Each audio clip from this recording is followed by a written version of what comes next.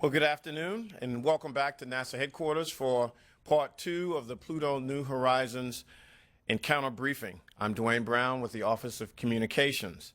In our first briefing, you heard about the incredible science and data, the timeline of history-making spacecraft, and it prepares to encounter the Pluto system in July. Now you will hear in more detail about the unique spacecraft and some challenges that they will be closely monitoring. We'll have brief presentations from our panel, then we'll open it up for questions. Starting here, our phone lines, and of course social media. Social media is abuzz with this upcoming encounter and flyby. Send those questions in at #AskNASA. And as always, you can get updates on this mission, the data, images, and a whole host of other outreach and communications activities that will be accompanying this worldwide interest at www.nasa.gov/New Horizons. Before we get started, let me introduce you to the panel for our second part briefing. First up, Jim Green, Director of Planetary Science, NASA headquarters. Glenn Fountain, New Horizons Project Manager, Johns Hopkins University Applied Physics Laboratory in Lowell, Maryland. Alan Stern, New Horizons Principal Investigator, Southwest Research Institute, Boulder, Colorado.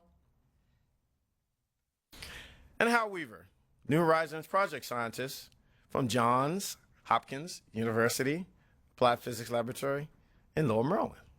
And with that, Jim, it's yours. Thank you very much, Dwayne. New Horizons was launched in 2006, and so it's been more than 9.5 years in space. But I want to congratulate the team for getting it here. You know, for many more years prior to that, all the hard work that they've went into to be able to design, build, and get it onto the launch pad, and then get it launched. And what a marvelous machine it is. Here's a 1/8 scale model of New Horizons. Now this is about the size of a baby grand piano, but it is carrying a beautiful symphony of instruments with it that will play together all during this encounter. This is truly a remarkable machine. But this is no simple flyby. You know, Pluto is more than 4.5 light hours away from the Earth. With round trip time of 9 hours, the spacecraft has got to work flawlessly in a very automated fashion. It's perhaps one of our most automated planetary spacecraft ever launched. I also want to take special note that we're flying into the unknown. And it's really because of that that we have to anticipate not only what we think we'll observe, but also what we cannot see right now, but will be illuminated to us as we get closer and closer to the Pluto system. Now that means exciting new things will come about that we'll want to take advantage of, but we also have to be very careful that those exciting new things don't present hazards and cause some mission problems along the way. So our plan for today is really very simple. I want to have everyone take a glimpse of not only the spacecraft's fantastic capabilities and how it's going to execute this mission, but also introduce some of the major challenges that we may have to face to be able to make this mission successful. And to start off, let's have Glenn Fountain, the New Horizons Project Manager from Johns Hopkins. Glenn. Thank you, Jim. Well, it's my pleasure today to spend a little time with you and tell you some more details about the spacecraft. You heard a little bit about it from Jim earlier today. You heard about the wonderful instrument package that we're carrying. And it's the spacecraft's job to get those instruments to the right place in the Pluto system at the right time, to point them toward the system and to be able to observe the parts of the system that we are going to investigate, and then to get the data back. So we had a number of challenges as we went in and to design this and fabricate the spacecraft. First is, it's a long way to Pluto, as you've heard, 3 billion miles. And to get there in a reasonable time, reasonable for us was 9.5 years, you had to make the spacecraft light, and you had to make the spacecraft be on a rocket and be able to withstand the environment of that rocket that went very fast to get us there. So we built a spacecraft that was about 1,000 pounds, the size, as you heard, of a grand piano. And here is a graphic that you see of that with a person standing by it, almost as though he's playing that grand piano. And it also has this big salad bowl looking thing on the top of it, our high gain antenna, which I'll speak to more about later. In my next graphic, I want to talk about the next challenge. We're operating so far from the sun that the intensity of the light is 1/1000th of its intensity here at Earth. Solar rays do not work there. Lucky for us, the Department of Energy early in the space age developed a power system that would operate in these conditions. It's called a radioisotope thermoelectric generator, R and RTG, that you see here pointed to. It uses 24 pounds of plutonium, which in its decay generates heat, and that heat is turned into electricity. We use 200 watts is what it produces at Pluto, and it's that 200 watts we use to operate the spacecraft. And the next image is how to keep the instruments and the operating, the electronics and all the components of the spacecraft reasonably warm. So we have designed a very efficient thermal blanket. That's our own thermos bottle, if you will, so that the inside of the spacecraft is operating at room temperature. It is hardly deviated from about 22 degrees for 9 years as we've flown across the solar system, while external temperatures, first near the sun, you were getting a lot of sunlight, but at Pluto as we go by, Pluto is minus 400 degrees Fahrenheit, yet the spacecraft remains quite warm. So in the next image, we go back to the salad bowl, the high gain antenna, which is the principal means of communicating between the spacecraft and Earth. Communication system uses 12-watt transmitters. Think of it as the power of 2 nightlights, 3 nightlights, I'll get it right in a minute. That is the power that we are using to signal back, transmit the data from the spacecraft to Earth over those 3 billion miles. 12 watts. And with that, we get data rates back at 2 kilobits per second in our fastest rates. And to do that, we have to point the antenna at the Earth to within 0.7 of a degree. For much of its journey across the solar system, we have operated the spacecraft in a spinning mode. We spun it up like a top with the antenna pointed toward the Earth or where the Earth will be in a few months. We would then operate the spacecraft in what we call the hibernation mode for most of this period of time. We turn most of the systems off and we let it just fly through the space, and that keeps the wear and tear down, if you will, on the spacecraft. And every month we would listen to the spacecraft, get telemetry back from the spacecraft, and we've been operating that way for these 9 years. The mid-gain, the MGA, that there is the mid-gain antenna, that allows us to have a little wider field of view for the antenna, so that as we point several degrees to where the Earth will be later, we can still communicate at low bit rates to the spacecraft so we can continually keep in communication with the spacecraft. As you heard earlier, it's 4.5 hours one-way light time. So all of our observing programs have to be pre-programmed onto the spacecraft. And they're stored in an onboard computer, and then they operate the spacecraft as we fly through the system. The main part of the observing program is in a 9-day period, 7 days prior to and 2 days after closest approach. We call that the core load. That's where we get the primary science. And then we will later store that data as we go through the system on our 64 gigabit solid state recorders, and then play it back slowly over 16 months once we get the data on. So we gather the data very, very quickly because we're going through the system, and the majority of the data is only a few hours around closest approach. So that data is stored on the recorders, and then we spool it back over the next 16 months.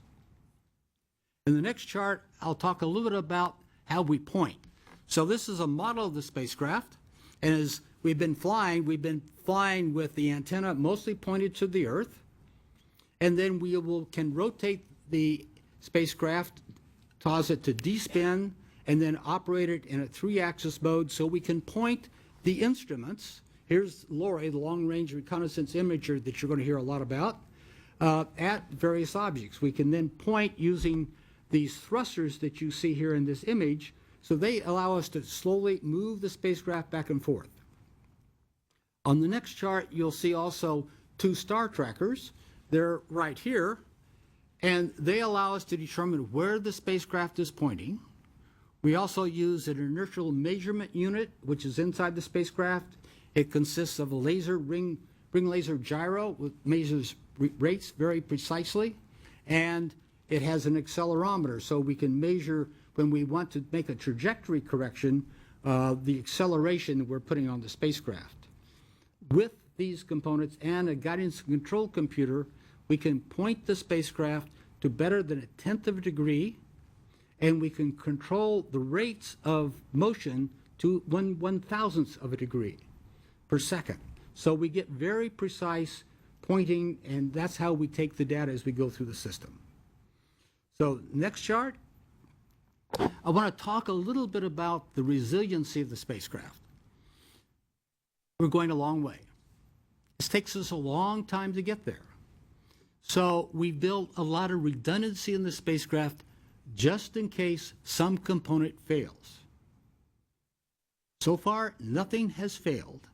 But we're prepared just in case something does fail. For instance, in this diagram, you see that we have 2 integrated electronics modules. Those contains our guidance control computer, our command and data handling computer, our solid state recorder, and some other electronics.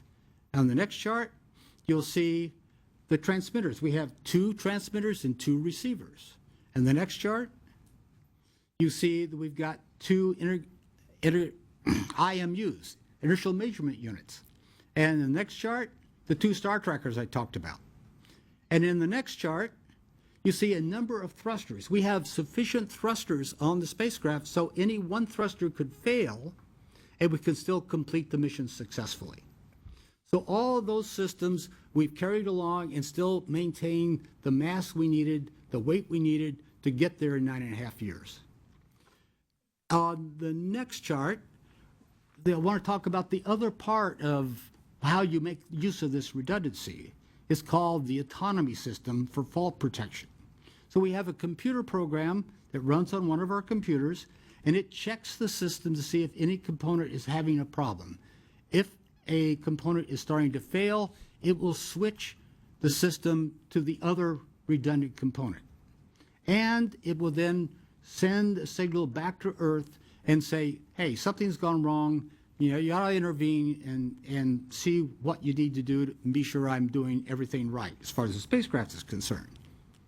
However, when we're in that 9 days around closest approach, we want to take data, stay to the observation plan that's already been pre-programmed that you heard about earlier, to be sure we get the data, because in that period of time, getting the data is more important than having the spacecraft operators intervene. We believe that the spacecraft can perfectly well take care of itself during that period of time. So that's how we carry the fault protection and have enough onboard autonomy to assure that when we get there, we get the goods. So I'd like to then talk a little bit about the way we get there. So We use a navigation process that's been used classically, and over these 9.5 years, we've had to make 7 small corrections to our trajectory. The last one was last March, and so to give you some perspective, we're traveling over 30,000 miles an hour. And we made a change in the velocity of the spacecraft of about 3 miles per hour. That's the kind of correction we've had to make to be sure we get to the target that we're going after, to get into the Pluto system, and we had to fly through the system at exactly the right point. Up until this point, we have been using what is the classical Doppler navigation techniques. We've been looking at the changes in the frequency transmitted from the spacecraft to determine its velocity, and that is how we've been navigating the spacecraft until this last summer, when we began using another technique called optical navigation. Optical navigation allows us to use the onboard instruments, particularly LORRI, to observe the system and then compute on the ground with our navigators where the spacecraft is precisely with respect to Pluto. And I'd like to run an animation that'll give you a little sense of that. So in this animation, you see the spacecraft moving along the trajectory. The green line is where we've been, the red line is where we're going. And we then take images like you see here with LORRI. So this is an image of Pluto, and we observe the star pattern behind Pluto.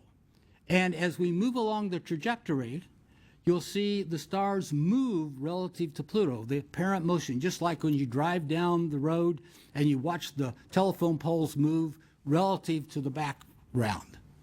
And then we get a little bit further along, we take another image, and we can use those images to work out the geometry and compute exactly where the spacecraft is and where we need to send it. Now, we need to send it to a very precise point. As we fly by Pluto, we need to hit a target that's 60 by 90 miles, and we need to hit that target, as keyhole, if you will, within 100 seconds. So we're flying 3 billion miles, we have to hit a target 60 by 90 miles, and we have to hit it within 100 seconds after 9.5 years. That's the kind of precision we have to navigate to. Then we fly through the system, and with this next graphic, you'll see the path through the system. Here you see the Pluto system, which is inclined at about 46 degrees with respect to the path we take through the system. So not only do we have to hit this one point in the system as we fly by at closest approach, but we have to also fly through in such a way we have to thread the needle so that we pass through the shadow of Pluto and then the shadow of Charon, just to make it just a little more difficult. And that's what our navigators and our mission design team have to do. And with that, we collect the data, and then we turn around and we get it home. And with that, I'll turn it over to Alan, and he can tell you about some of the things we're going to worry about on approach that I haven't talked about yet. Glenn just did a great job of telling you about some of the design challenges that we had in building a spacecraft to fly so far from the Earth, to operate so far from home, as well as so far from the sun, to take care of itself autonomously, etc. And that was a great one-on-one on the engineering challenges. What I want to tell you about are some of the environmental challenges. That is, playing off Jim Green's terminology, we are, as a mission of exploration, flying into the unknown. And the Pluto system itself can present hazards to the spacecraft. Now, this is not entirely new. In the first missions to cross the asteroid belt or to explore Saturn's rings in the Saturn system, the first missions to go into Jupiter's intense radiation fields, there were hazards of various types that spacecraft teams had to deal with. In our case, with New Horizons, our primary concern is about the possibility of collisions with small debris in the Pluto system. Now, when the spacecraft was first designed, it was designed with a Kevlar jacket to protect it from micrometeorite impacts. And that's a very good shield for crossing the solar system. But with Pluto, we have a little bit different challenge, and I want to tell you some of the background about that. But let me first stress a difference between New Horizons and some of the early exploration missions that had their own challenges, as I just said. In the case of New Horizons, we have precisely one spacecraft and one chance at returning the science from the Pluto system. There's no Voyager 2 equivalent. There's no Pioneer 10 and 11 pair here. It's just one spacecraft that has to get it right and that needs to make it through the system so that it can transmit its data back to the Earth. So let me begin with a little bit of the astronomy of the Pluto system and very quickly illustrate what the concerns are and the challenges are that we're dealing with. On your screen is a view of one of the discovery images from 2005 made by the Hubble Space Telescope of the first of two of Pluto's 4 small moons that have been discovered, Nix and Hydra. And at the time that we used Hubble to make those discoveries, we actually scoured the data that was available to see if there were additional moons in the system. And we didn't find any. We found Nix and Hydra, but no more. And that persisted for about 6 years. Then, if I can have the next slide, in 2011, Hubble was used again with even more observing time that allowed us to penetrate deeper. And lo and behold, we found another moon.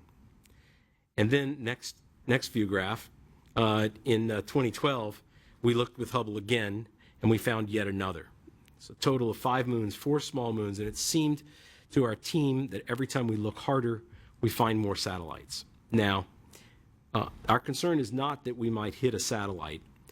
We can do those calculations, and even if there were a very large number of satellites in the system, the odds of hitting any one are very, very low.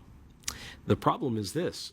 The Pluto system is flying through the Kuiper belt at about the speed of a bullet. That's Pluto's orbital speed. And the Kuiper belt itself is filled with debris, which strikes Pluto. No problem, because when it does, it makes a crater, and Pluto's gravity just causes all the spray that comes out to fall somewhere on Pluto's surface.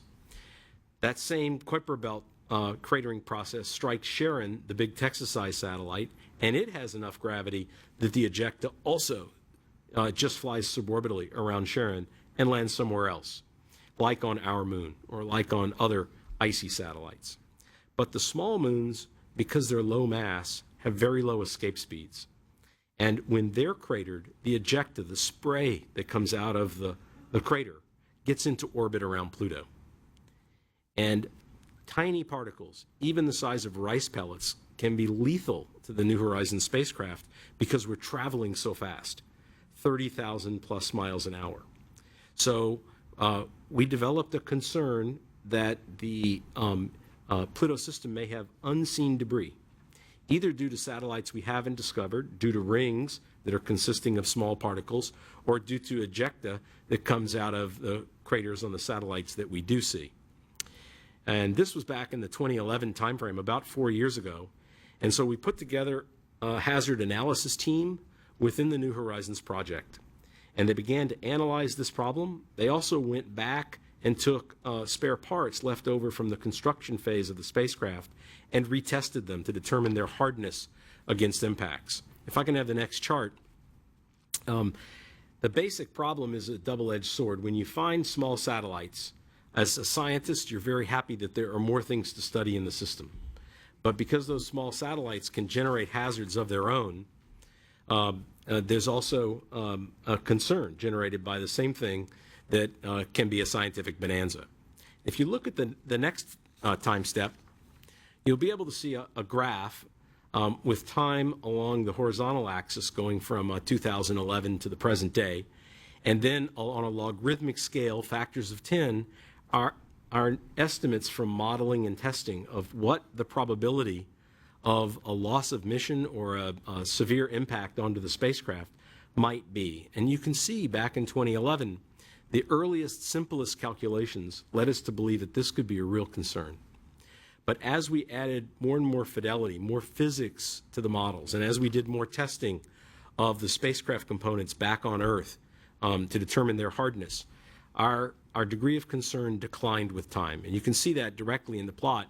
In fact, the very best model estimates that we have today indicate that the probability of something severe happening to New Horizons is very low, significantly less than 1%.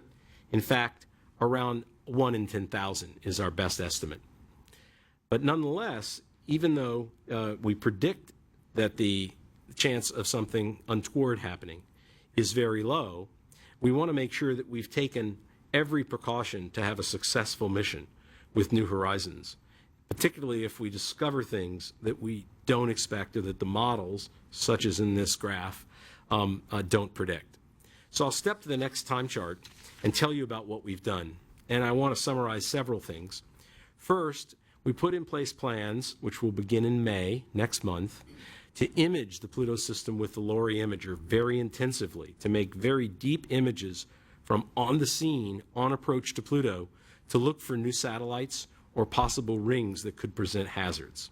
I'll say more about that in a minute. We also put in place plans to be able to divert from our nominal path through the Pluto system, the green path shown in this graphic, to one of the neighboring yellow pathways that give us alternatives through the system so that we can move over and redirect the spacecraft if we find something in those hazard images. Now, those don't come for free.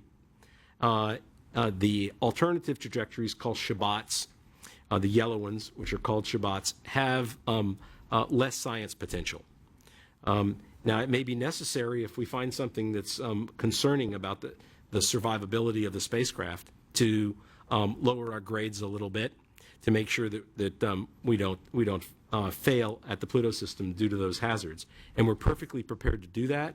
And we've practiced that in simulations, and we have the burn targets already computed so that we're ready to go if we need to select one of those alternate encounters.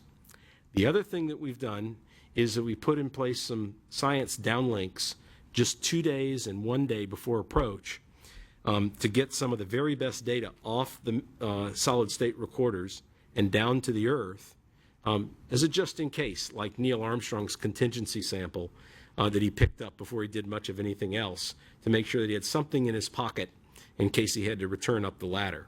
By analogy, we want to make sure that we have some of the very best data on the ground before we pass into the heart of the satellite system and take any possible risks. So we've done all of that. We've made all of those plans.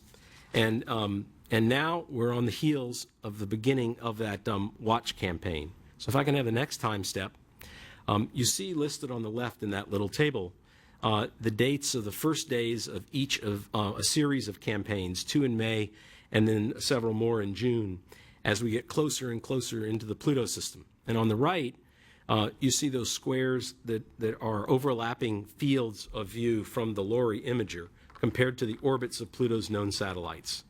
And we'll be very intensively obtaining those images and sending them back to the ground and analyzing them on the ground to determine what we're finding. If I can have the next time step, you see what the system will look like as we get much closer, late in the month of June, just weeks before final approach, when we're very sensitive compared to any telescope back on the Earth, and can really search for much smaller satellites that have been discovered, search for debris sheets or rings that could give us pause.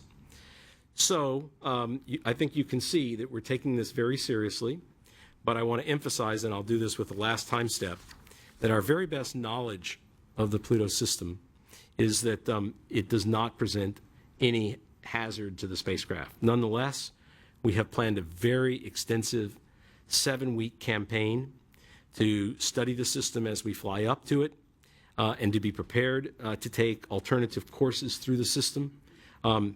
If needed, our backup plans are fully in place, fully practiced, and we'll be reporting on those results to you every time that we collect hazards data so that you, like us, know what we're finding and if we have any concerns. If you remember from NASA's spectacular Curiosity lander, the phrase 7 minutes of terror on landing, I like to refer to the approach to Pluto as 7 weeks of suspense. So stay tuned, and we'll let you know the news as it develops from the frontier on the far side of the solar system. And now, having told you about the challenges to the spacecraft, as Glenn did, and the challenges of the Pluto system, as I just did. Hal's going to talk about the opportunities. Hal? Okay, thank you, Alan. Hello, everybody. So if I can have the first graphic, please. So what we're going to do with the New Horizons mission is turn this pixelated blob into a real world with complexity and diversity. Now, that when you think about this image, though, this is the best you can do from the Earth. It's actually pretty darn good. Pluto is about 1,500 miles across, but you're observing it from 30 times farther from the Earth than the Earth is from the Sun. Okay? And what we've learned from 50 years of space exploration is that if you really want to learn details about planetary objects, you have to go there. And that's what the New Horizons mission is going to do. Just 3 months from today, we'll pass within 8,000 miles of the surface of Pluto. And that's going to enable us to see Pluto in high definition and in color. Then go to the next graphic. So just 13 minutes before the time of closest approach is going to be our highest resolution imaging. These will be black and white images that we take of Pluto as we take, this is a still from a scan that we'll make across Pluto. The little orange square near the center of that object there, this is a representation of Pluto with our best current knowledge of what the brightness variation is over the surface. That's football field size resolution. 75 yards is the size of the field of view there. At the same time, we have our color imager with all of those other rectangular lines, the long, narrow things. That's the IMVIC color imager. As we're sweeping across Pluto, we'll take data with both that instrument and with the LORRI high resolution black and white imager. If you go to now I actually want to show you an example of that scan that we'll make with this movie. If you could start that, please. Near the center, it gives you the global view with Pluto at the center, and you'll see Charon right next to it. And Charon now goes behind Pluto. If you look into the upper right, you'll see a magnified view of what is being centered in the field of view of the cameras, and you'll see Pluto passing through. We get a swath, football field size resolution of Pluto as the spacecraft scans across it. This is going to be phenomenal.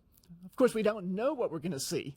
This is one of the main objectives of the mission. What does Pluto's surface really look like? What does Charon's surface really look like? Are there mountains? Are there valleys? Are there geysers? This is why we're going there. One of the main reasons, one of the 3 reasons. Okay, if you can go to the next graphic. One of the other most important objectives of the mission is to actually map the composition of the surface over the entire surfaces of both Pluto and Charon. If you can go to the next graphic, please.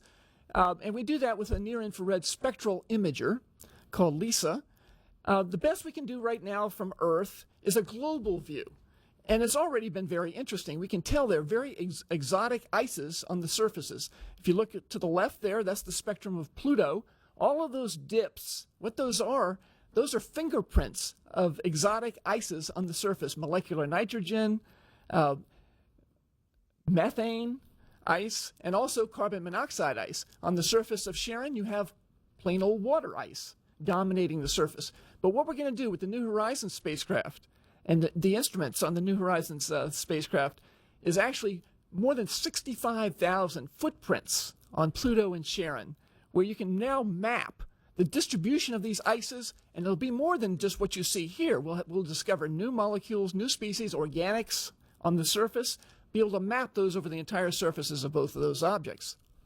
Okay, if we go to the next graphic, the other big objective of the, okay, so I don't want to forget about Charon. If you can go ahead and start the movie here, we're going to do a similar scan. This will be about 14 minutes before the time of closest approach to Charon, where we'll get resolution black and white in our black and white camera of about 175 yards across. Not quite as good as Pluto because it's a little bit farther away, but as you go ahead and sweep through, you saw the fields of view of both the LORRI high-resolution imager and the IMVIC color camera sweeping across Charon. And so we'll be able to map the surfaces of both of those objects. And the other cool thing that we're going to do with Charon, actually, is after we fly by Pluto and look back, it turns out because of the geometry, Charon is closer to the spacecraft than Pluto is, and so we actually use sunlight reflected off of Charon to illuminate what would otherwise be the dark side of Pluto, and we can measure that side of that hemisphere of Pluto at much higher resolution than we could on the incoming observations. Okay, so now those are the two objectives that we just now talked about. Now I'm going to go to the third major objective of the mission, which is the study of Pluto's atmosphere, which coincidentally is primarily molecular nitrogen, just like what we have on the Earth. But there's a really cool set of experiments that we do that are highlighted in the middle of the frame there. After we pass by Pluto, we then fly into Pluto's shadow at the same time while we're looking at radio beams coming up from the Deep Space Network, being beamed up to the Pluto to that radio dish, and measuring the structure of Pluto's atmosphere, the temperature, and the mass of Pluto's atmosphere. At the same time, the ultraviolet spectrograph, the ALICE instrument, will be observing the sun, and by looking at the absorption of sunlight as we pass behind Pluto's atmosphere, we'll get the signature of all of the composition of Pluto's upper atmosphere. Hydrocarbons, molecular nitrogen, and other things. In addition, after we've flown by Pluto, we'll also put the instruments on the little crescent, have them centered on the crescent so we can map any hazes in Pluto's atmosphere. And then finally, in addition, we have these two instruments, SWAP and PEPSI, which detect charged particles. And they're going to be sensitive to the escaping atmosphere coming off of Pluto and measuring how much of Pluto's atmosphere is being lost to space. So if you go to the next slide, we have more, as you've heard. We have this amazing system of satellites in the Pluto system. 4 small satellites. We know, if you thought it was hard to observe Pluto from the Earth, so far away, 3 billion miles away, it's even harder to get any information on these small satellites.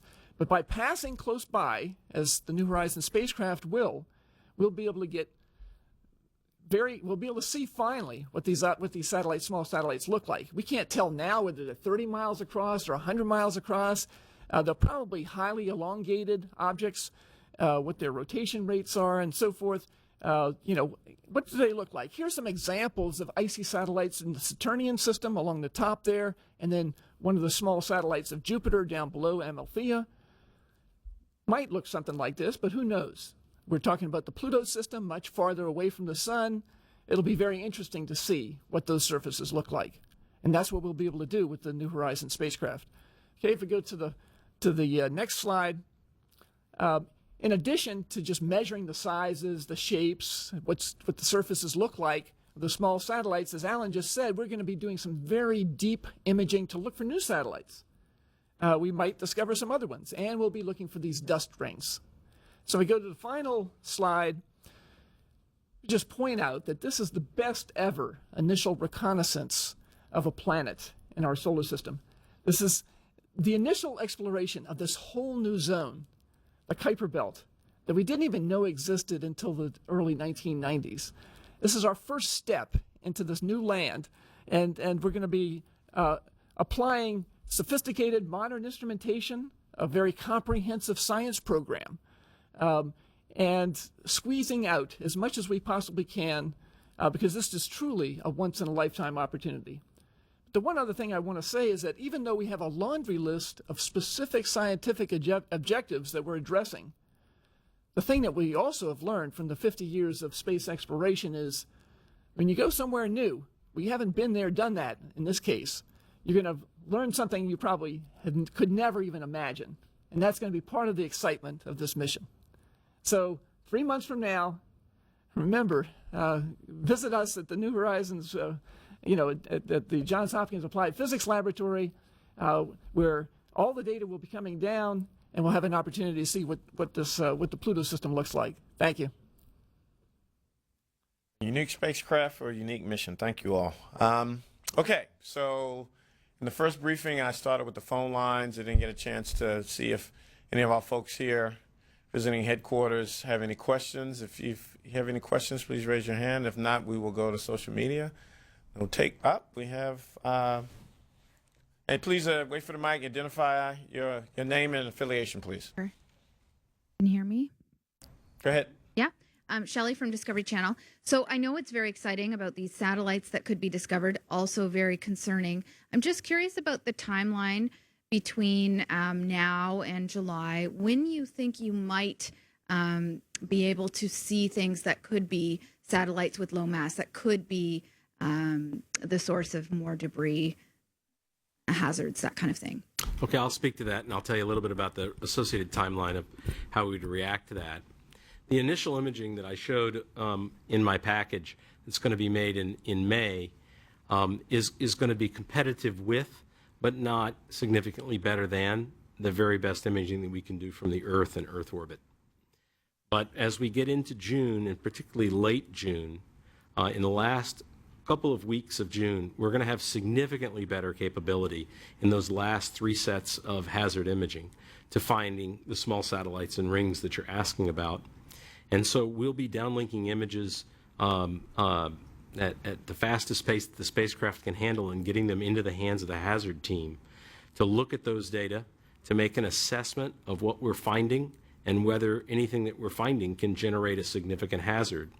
And we're prepared to use the engines on the spacecraft within a matter of days, if necessary, to divert. We also have the option to change the onboard sequence so that instead of letting the spacecraft point at every target in the system freely, to use this high-gain antenna as a shield by flying the high-gain antenna forward, what we call in the ram direction, to shield most of the body of the spacecraft from any hazards. And we can make a decision to do that as late as just days before arrival. We can make a decision to divert to one of the alternate Shabbat trajectories as late as about 10 days before encounter. Any other questions here before we? Yes. Well, you wait for the mic and identify name and affiliation, please. Nola Red, freelancer. Just as a follow-up, how would that affect communications, or how could that potentially affect if you're using it as a shield? That's a very good question. So in fact, on encounter day, the day that we're going to fly through the satellite system, we actually won't be using the communication system, the spacecraft, to talk to the Earth at all. The spacecraft's going to be busy taking data. So even whether or not we pin the antenna into the ram direction as a shield will make no difference in what communications we get back from the spacecraft. On the day of July the 14th, the spacecraft will be busy at Pluto and not talking to the Earth until late in the evening, East Coast time, when it will check back in and tell us how it's doing, give us a health report, and then go back to data taking again within less than half an hour. The first downloads won't come until the morning of the 15th, when you'll start to see imagery from closest approach, and that will happen whether or not we've made an antenna to ram decision or not. But let me answer another part of what your question sounded like it was getting at.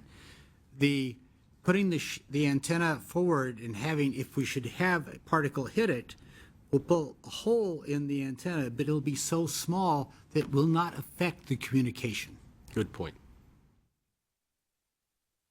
Okay, what we're going to do here is we're going to, social media is a buzz as usual, and go to my colleague from the Applied Physics Lab, Michael Buckley, on social media, and then we'll go to the phone lines and come back here and wrap up. Mike, what's going on in the social media world? This is one of those questions that kind of seems easy when you start, but then a little hard to answer, is what are you most excited to learn about Pluto from this mission? And then how will this mission impact future ones? Why don't we each take a turn at that? Okay, from my perspective, this particular body is a very special one. You know, it's learning something about a whole new population. Now we have opportunities also to make comparisons. Well, we have Dawn now at Ceres. Ceres might be related to the Kuiper Belt in some way. We really don't know. We have another body that's a moon in the Neptune system called Triton. There's speculation that perhaps Triton is a captured Kuiper Belt object. So those are very tantalizing pieces of information that once I think we see Pluto, we're going to be able to make great progress in understanding how these objects are related, and therefore begin to understand how they got to where they are.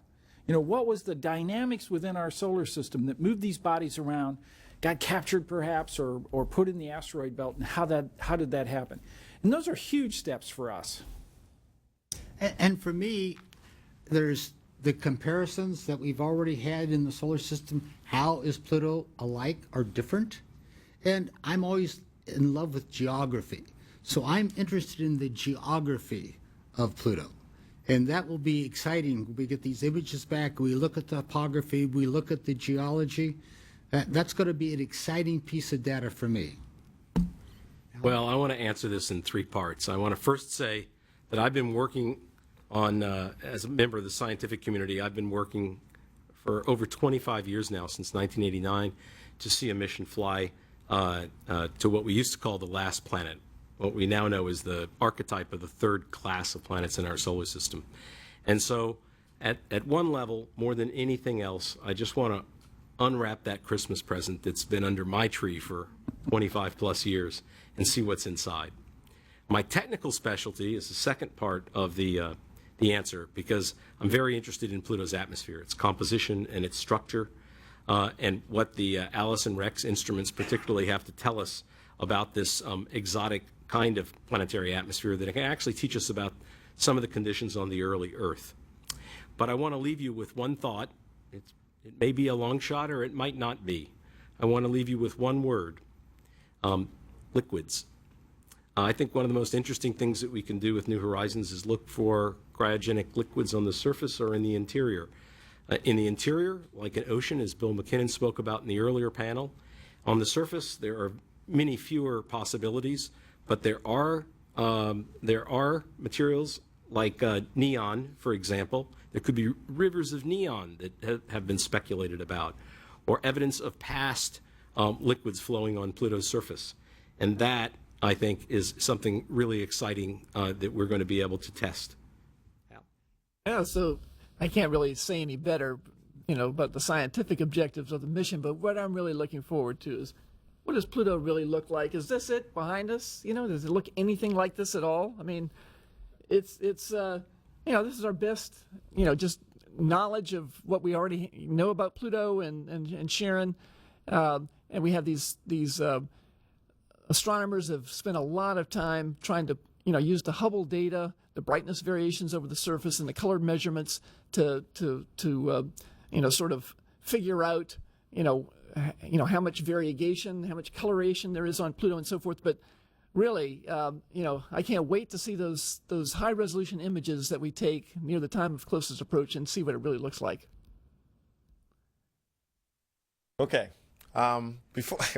Mike, before I ask for another question, this is being seen all over the world, so I want to make sure, because I kind of didn't do you justice on exactly your organization. I want to say the Johns Hopkins University Applied Physics Laboratory.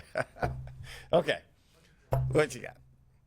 Okay, so here's another more of a technical question, but timing is crucial during the New Horizons flyby to collect data. So how challenging is it to choreograph that dance on July 14th? I'll talk a little about it, and I think Glenn would like to as well. As we've told you, the entire flyby is scripted, and the specialists in the planning of the sequence start with what our scientific objectives are, which are translated by the science team into requests for particular observations. These kind of spectra, some other kind of images, observations of the atmosphere or the surface, as it may be. And then the sequencing specialists use computer-generated animations from the actual trajectory that we will fly and the known orbits of Pluto and its satellites to predict when the best time along the trajectory is to make each type of observation. And then they sequence those in, one at a time, starting with the highest priority and then filling in with successive levels of priority. But it's a little bit more complicated game than that, because like any real-world problem, there are uncertainties. Small uncertainties in terms of the position of Pluto and its satellites, because we don't have perfect knowledge, and uncertainties in the knowledge of exactly when the spacecraft will arrive. As Glenn said, plus and minus 100 seconds, which is amazing after a 10-year journey.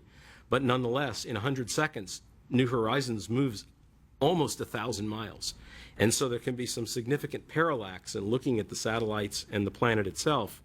And so we take that into account, too, by taking extra data. If the scan is predicted to need X number of degrees to cover the surface of a given body, we add margin on the ends of it to take into account the potential for those unknowns. And we add those pads specifically so that we can be sure at very high probability that each observation is captured. And then that's what gets sequenced in. So, yeah, let me borrow this again and talk a little bit about the one area that we can't do justice in testing on the ground. We have a simulator, so we can simulate all the commands being generated, make sure all that command sequence is properly defined, it turns the right instrument on at the right time. The one that's very hard to do on the ground is to simulate the motion of the spacecraft. And so one of the big concerns, and our guidance control experts take a lot of time at this, is first simulate it on software on the ground. And then, as Alan said, we did a test. We did 2 tests. So during the closest approach, when we're the busiest and we're moving the spacecraft around, pointing the instruments, then turning back eventually to point the antenna back to the Earth, pointing back so when we pass in the shadow of Pluto, we are sure to be looking back toward the Earth and the Sun. All of that has to be timed precisely. We have to have the motions done precisely so that when we get to the point we're going to make the observation, the spacecraft is still.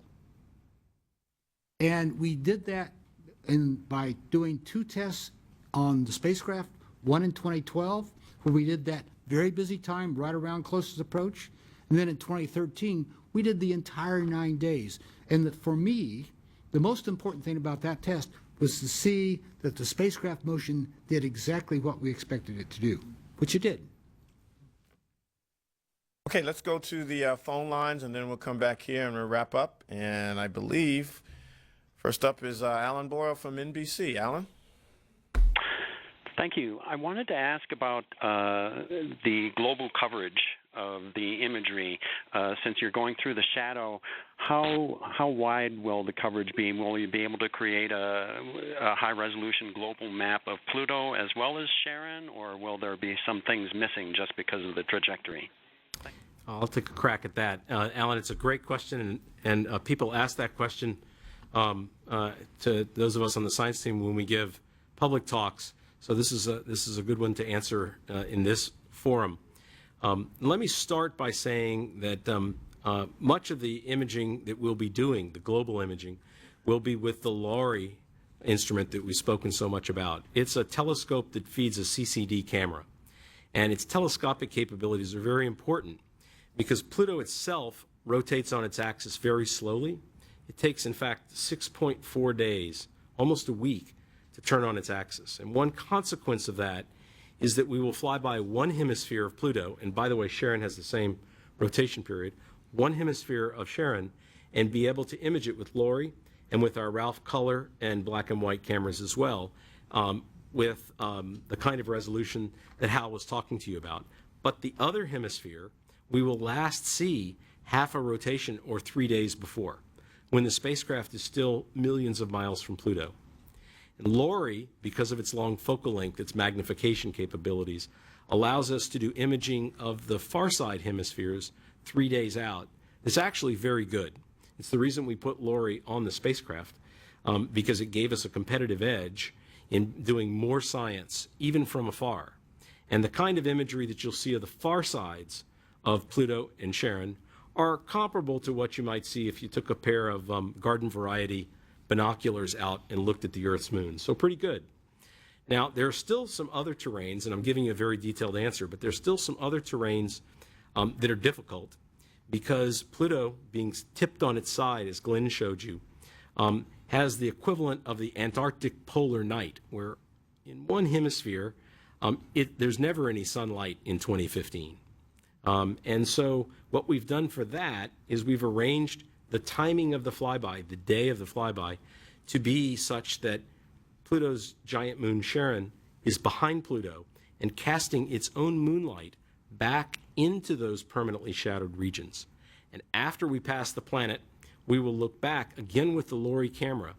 It's a tough experiment because we have to look back into the glare of the sun, and we will use Charon moonlight and attempt to map those final terrains, the polar terrains, in this very difficult experiment looking back into the glint of the sun. And we'll have to see how that actually turns out, because it's very challenging for the LORRI instrument. But whether or not that last piece falls into place, we expect to have nearly global maps of Pluto and Charon, and pretty good imagery of the other 4 small satellites as well. Any last question here before we wrap up? All right. I want to thank panel here and our previous panel, ladies and gentlemen. Today, you've heard about the Pluto New Horizons mission, historic. You heard the science, the expected images and data, the spacecraft, and the challenges. I believe, Dr. Stern, 7 weeks of suspense. Did I get that right? Got it. Social media is abuzz with that, as I'm being told. So for the media watching this and listening and on social media, there will be a number of worldwide events, public outreach, education, and of course, media activities. Stay tuned for updates on that, working with my colleagues. We will get you a timeline of those events, logistics, etc. Sometime in the May or June timeline, there will be a host of events, and I know the media particularly will want to know the logistics on getting on the site. July 4th has its own fireworks, ladies and gentlemen. NASA will have equally exciting, if not more, fireworks for July for the historic encounter of Pluto. You can go to www.nasa.gov/New Horizons for updates. Save the date. Pluto, here we come. Thanks for joining us.